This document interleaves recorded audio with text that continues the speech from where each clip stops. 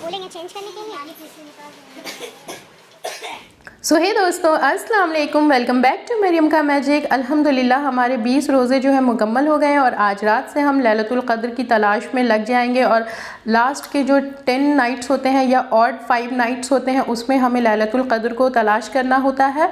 तो आज के जो लैलतुल क़द्र के बारे में बातें करनी है वो मैं आपसे सेकंड वाले सेगमेंट में करूँगी। पहले मैं आपके साथ अपनी सहरी टू इफ्तार वाली रूटीन शेयर कर रही हूँ, तो बहुत ज़्यादा नहीं क्लिप कैप्चर कर पाई थी।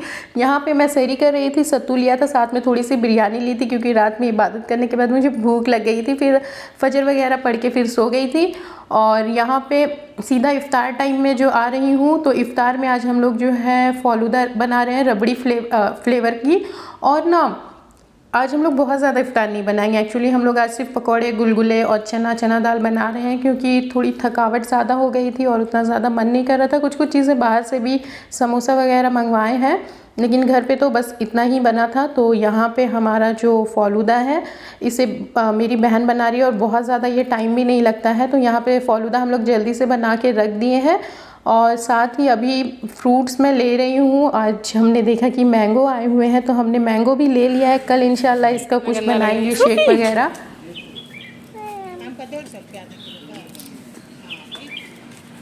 वेट यूसुफ, ओहो माशाल्लाह, कंसंट्रेट। तो इफ़्तार बनाने के पहले मैं ना छत पे आ गई थी प्लांट्स में वाटरिंग करने के लिए, क्योंकि अभी इतनी ज़्यादा तेज़ धूप हो रही है ना कि प्लांट्स पूरे ड्राई हो जा रहे हैं, डिहाइड्रेट हो जा रहे हैं हमारी तरह। और मॉर्निंग में आज मैं नहीं आई थी, इसलिए अभी मुझे बहुत ज़्यादा ज़रूरी था कि मैं आकर के इनमें वाटरिंग कर दूँ।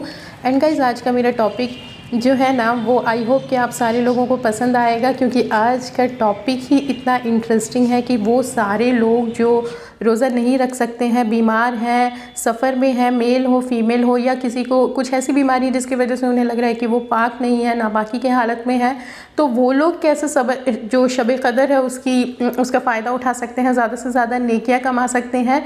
ये इस चीज़ पे मैं बात करना चाह रही थी, क्योंकि बहुत सारे लोग ऐसे अल्हम्दुलिल्लाह बहुत सारे लोग हैं जिन्हें इल्म है, लेकिन कुछ लोग ऐसे भी हैं जिन्हें लैक ऑफ द नॉलेज की वजह से क्या होता है कि वो इतने बाबरकत रात का और इतने ज़्यादा जो है ना हमारे लिए लॉटरी खुली हुई है अल्लाह की तरफ से कि हम शब क़द्र में रात जागें और इबादत करें।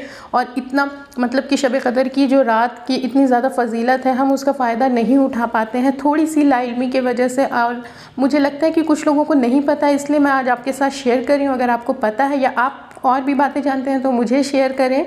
तो यहाँ पे मैं ना आपके साथ ऐसे एक फ़रहत हाशमी का जो है इन सारे मामले पे, जो भी अगर हामला औरत है, हैज़ से है या किसी भी वजह से जिनके रोज़े नहीं हो रहे हैं तो वो क्या क्या कर सकती हैं, वो मैं लिंक डिस्क्रिप्शन में डाल दूँगी। वो कुरान और हदीस के हिसाब से सारी बातें जो है बताती हैं। और यहाँ पे मैं एक नया जो काम है वो कर रही हूँ, क्योंकि लैलतुल क़द्र की रात जो है एक रात 1000 महीने के बराबर होती है। तो इसमें एक नेकी जो है वो मल्टीप्लाई हो जाता है 83 ईयर्स से। तो यहाँ पे मैंने एक नया इनिशिएटिव किया है। मैं और यूसुफ ना इस बैंक को इस जो बॉक्स है इसे चैरिटी बॉक्स बनाए हैं और इसमें रोज़ रात हम लोग जो है कुछ पैसे डालेंगे। पैसे जिसकी जितनी हैसियत है उसके हिसाब से वो डाल सकता है। और एक रात में अगर आप 50 रुपया डाल रहे हो तो वो 50 को 83 से मल्टीप्लाई कर सकते हो कि उतना ज़्यादा अजर मिलेगा।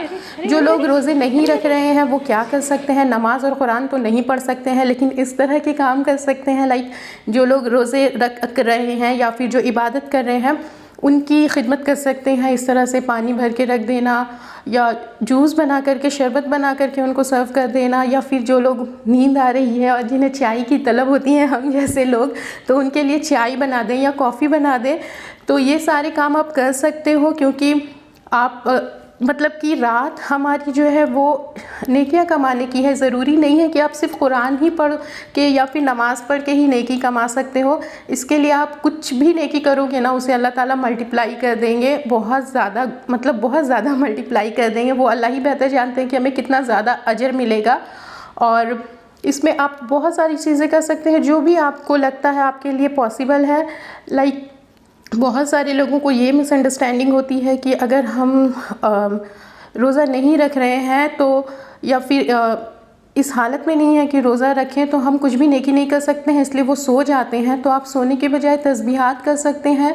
और तस्बीहात में भी कुछ बहनों को ये गलतफहमी होती है ना कि वो जो है उनका ज़बान पाक नहीं है। तो मेरी बहन, अगर आपकी ज़बान पाक नहीं है, अगर आपको ऐसा लगता है और अल्लाह ना करे आपकी नापाकी के हालत में आपको मौत आती है, तो क्या आपकी ख्वाहिश नहीं होगी कि आप कलमा पढ़ो? तो आप कलमा कैसे पढ़ोगे अगर ज़बान पाक नहीं है? तो इंसान का ज़बान हर वक्त पाक होता है और हम हमेशा किसी भी हालत में हो, कहीं पे भी हो, अल्लाह का ज़िक्र कर सकते हैं। तो आप अल्लाह का ज़िक्र करें, कुछ नहीं तो अल्हम्दुलिल्लाह बोल दें। और मतलब कि अल्हम्दुलिल्लाह तो हम अपनी लाइफ में कितनी ही बार हम लोग पढ़ते होंगे। अगर तस्बीहात कर रहे हैं तो 100 बार, 200 बार या 1000 बार, लेकिन आप इस रात में अगर 1000 बार अल्हम्दुलिल्लाह बोल रहे हैं तो वो भी कितना ज़्यादा मल्टीप्लाई हो जाएगा। और हमारी ज़बान क्या ही अल्लाह के शुक्र अदा कर सकेगी, जितनी सारी नेमतें अल्लाह ताला हमें दिए हैं।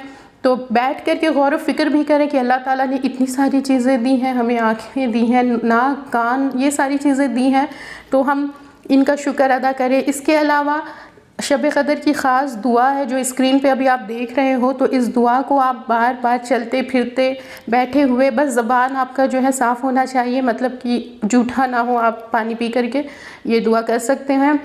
उसके बाद दुआ, सिर्फ दुआ आप बैठ करके अपने ज़ुबान में कोई भी दुआ, आपकी जो भी दुआ है उसकी लिस्ट बना ले और वो दुआ करें, क्योंकि दुआ जो है वो ख़ुद अपने आप में एक इबादत होती है।